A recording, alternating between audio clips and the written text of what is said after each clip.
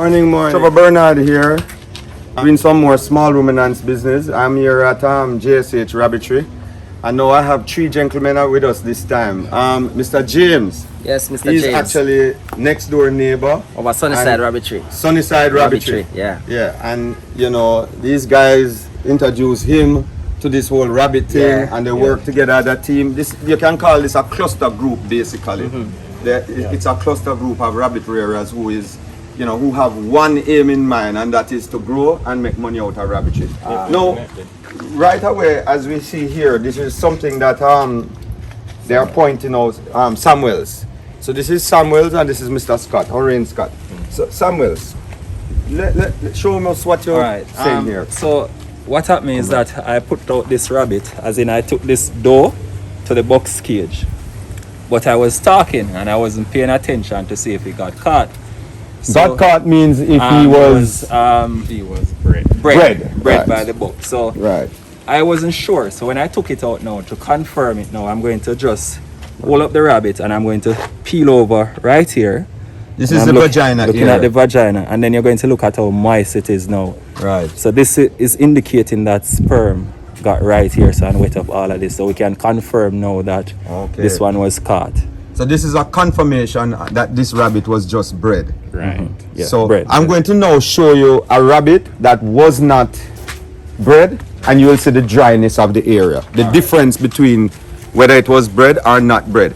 And one of the things I have to point out, I know there are some people who put the male and the female together and leave them there permanently. That is actually not such a good idea, because a rabbit can get bred more than one time. Hurry, I'd love you to speak to this. You can actually have pregnancy like twice, or well, technically yes, it can happen.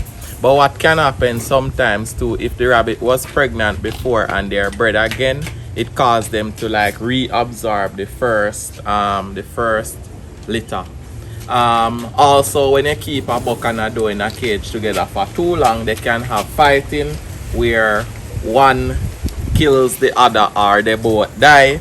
Usually the female, Lauren, I've noticed that the female is always the more aggressive. The female usually kill the male. Right, and also it can lead to miscarriage as well. So if the doe was pregnant before and she was in the cage for an extended period with the buck, based on the jostling that may happen between them, then you can have a miscarriage. Right, so what happened, let's just use it. The male will harass the female and he will harass her so much that she will just get very mad and aggressive and she will just destroy him. And one of the things is that in rabbitry, especially when you have them on the ground in homestead environment and two bucks are fighting, or even the female, they always jump in the air and they go for the balls. And they just tear it off. They jump and almost in flight in the air. And in the cage, she will try to damage his scrotum. They castrate. That is natural castration by the female. You know what I find happening too is that the nature of rabbits, they are very territorial. Yes. Right. So even if you put two females in a cage or two males in a cage for a period of time, depending on how old they are, they will start to fight, and also the males will castrate each other as well. All right. So now Orion is going to show us the dryness. If you look at this vagina, look how dry it is. I hope the video will show it, but it's dry. And you know what I noticed too? The area is very close. It don't have that slightly opening. And also the area doesn't have that tenderness. If you look at the other rabbit, this area was very tender, like it was just penetrated. Yes, you can see the difference. You can see the difference of it. But if you look here, people, look at that. It's dry, it's short, everything. Yeah. So that's how you can know if she was bred. And when you put the buck inside, you can actually look at it if you weren't paying attention, and that can show you some information.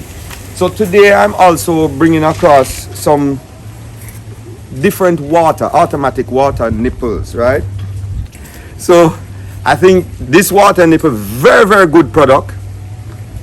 The rabbit just comes and it squeezes here and drinks water from this. It actually uses a T. This is a 1/2-inch T with a small threaded area. You screw this in here and it goes inside the cage and feed the rabbit. This is another way of doing it. You can drill a hole in the 1/2-inch pipe. It has the thread in here and you screw this right here. Now there are some cheaper nipples than these. What do you call them again? There are some cheaper ones than this that actually do work also, right? But I know this is a very good product. I think it's what, like $3 US or something like that for one of these. Plus the coupling, very expensive. Right. Now I used to use this cheap one. Now it's not good, and that's why I'm bringing it to you. It actually has an aluminum housing, right? It uses a spring inside, it just fell, that squeezes a piston inside like this, and this is how it has a little o-ring on here, and this is how it takes care of it. But this is not a good product, and one of the main reasons with this is that this housing is aluminum. And tell them what happened to this aluminum. Yeah, man. We used to use those type of nipples back in the day, and you know the rabbits basically destroy them. They eat it off. Yeah, man, they eat it off, and you know they work fine for a couple months or maybe a couple weeks, and then after that they just stop working. They start to leak and waste all your water. But you know, we tried many different nipples in the time that we were in rabbits till now. So this is just an example of one, and this is one of the cheapest nipples you can actually get. And we tried these, but we had an issue with these too. They dispense too much water, and they're made of plastic. These are actually chicken nipples though. Right. These are what the chicken, right? They don't work nipples. very well, yeah. Right, so they dispense too much water, and they are plastic. So when the rabbits eat this, or they put their teeth on it, goes all the way down, starts to leak even more. So, you know, we tried many different nipples, and that one Mr. Bernard showed you, these are the ones that are proven for us to work best.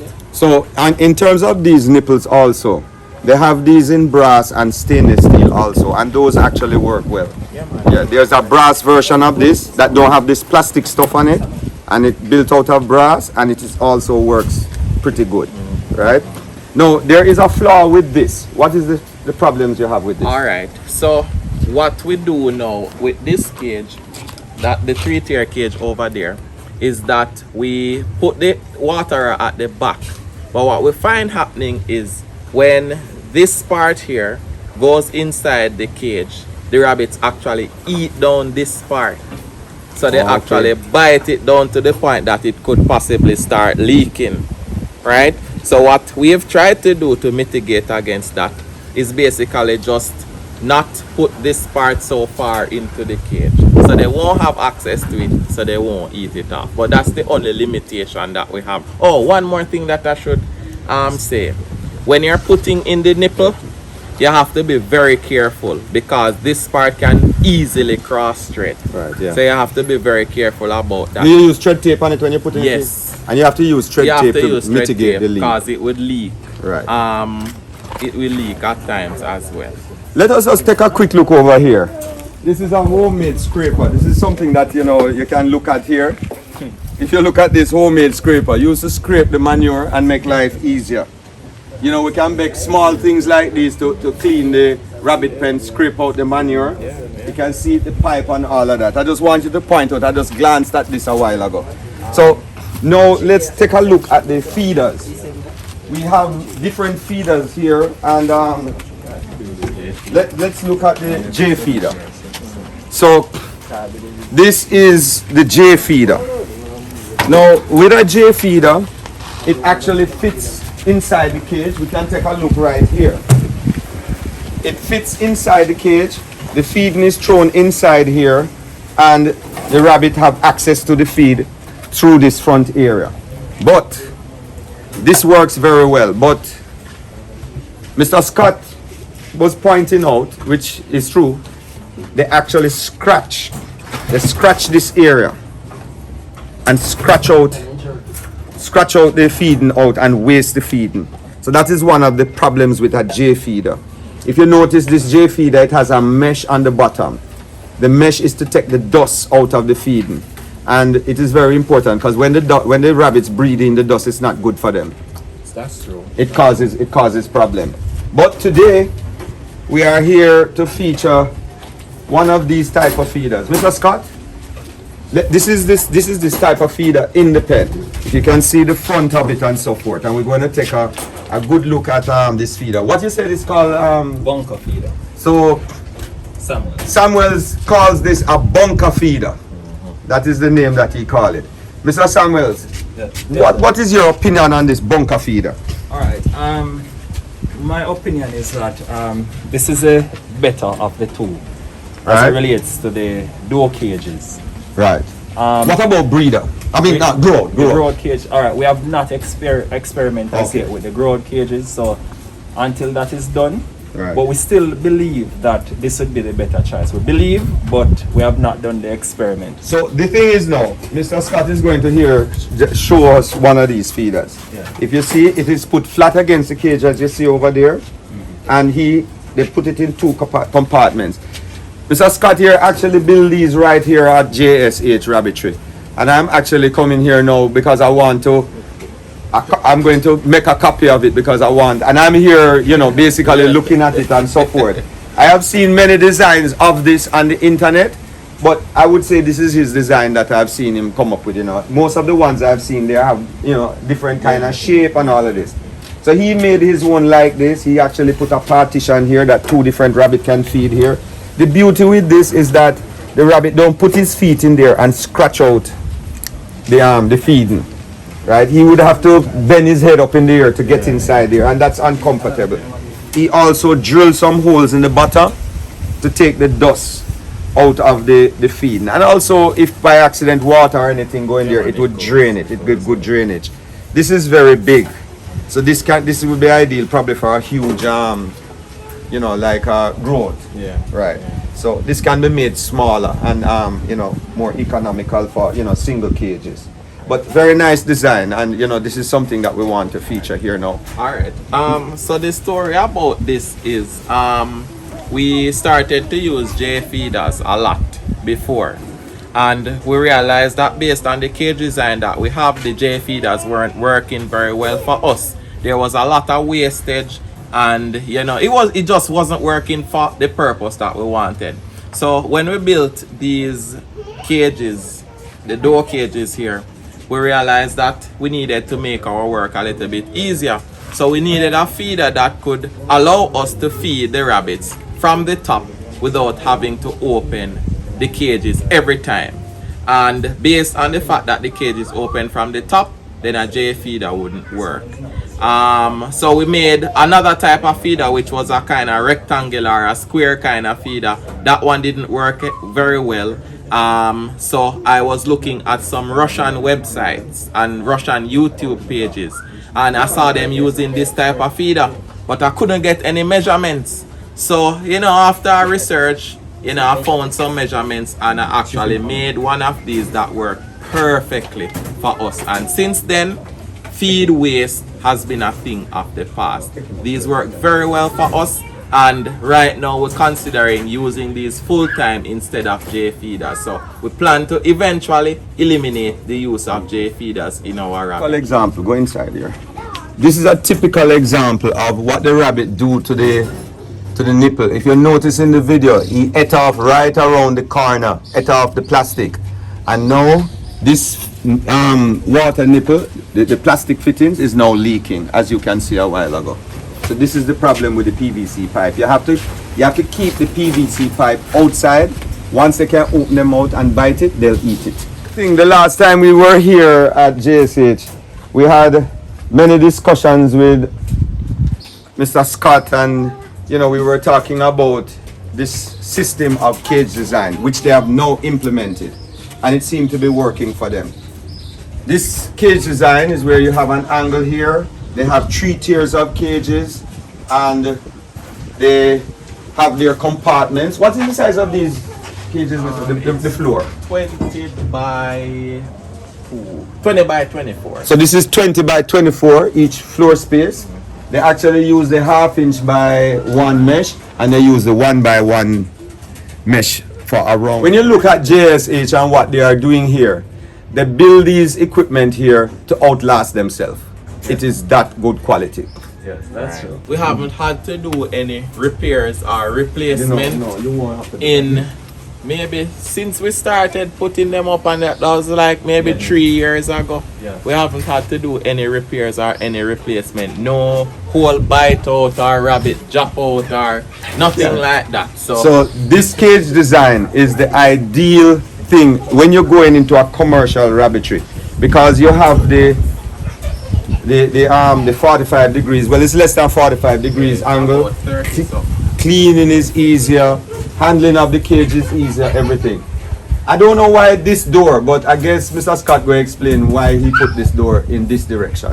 Mr. Scott? So, based on the space that we have in the rabbitry, the space is a little bit limited. So if we had a door, for example, like this, that swing out in this small space, it would be a little bit difficult. Because as you can see, we are here, and if the door were swinging out, it would be an obstruction in the walkway. So we said okay, instead of having the door swing on the outside, we just put it on the inside. And with this, we wouldn't necessarily have to put a latch on it either, because it would close up close enough and the rabbits can't come out. Okay. So it would save us money too, because we wouldn't necessarily have to put a latch on it either. Alright, there's one other thing I wanted to point out to you. When you're cutting your mesh, do not cut your mesh and leave it like this. Cut it and then bend over the ends. Cut it and leave a ½ inch and bend it over, because when you're going inside, your hands scratch and it will cut you. So when you're cutting the mesh, you leave it a little over, or you can do what Orion do. They put a guard here, a crimper guard over this area, so that this stops. Now when I'm going inside the cage, I don't scrape my hands, which is a very neat idea here. But it's easier to just bend these over, save you a lot of time and expenses. So as you know, I'm always prescribing to finding the easiest way, simplest way, and the fastest way to build these cages and outlay your rabbitry. And I'm going to be doing a cage design in the future for the homestead kind of environment, where you use the cheapest way but the most economical way to build your rabbitry. I want to thank Mr. Scott today for inviting us to his rabbitry to see the improvements that he has made. And as usual, keep watching and keep subscribing to my channel. We always have new things and new ideas coming out. So, just like Mr. Bernard, he has a YouTube channel. We have a YouTube channel also. Just like the shirt says, it's called JSH Rabbits. So you can check us out on YouTube. Just search for JSH Rabbits and you will see. It's a partnership here, So, Yes, man. So don't leave him out of the equation. Yeah, man. So myself and Samuel are on it. We post a lot of videos about rabbits, about growing rabbits, and our progress in the industry. So you can check out the channel and make sure you subscribe as well. All right. Thank you. All right.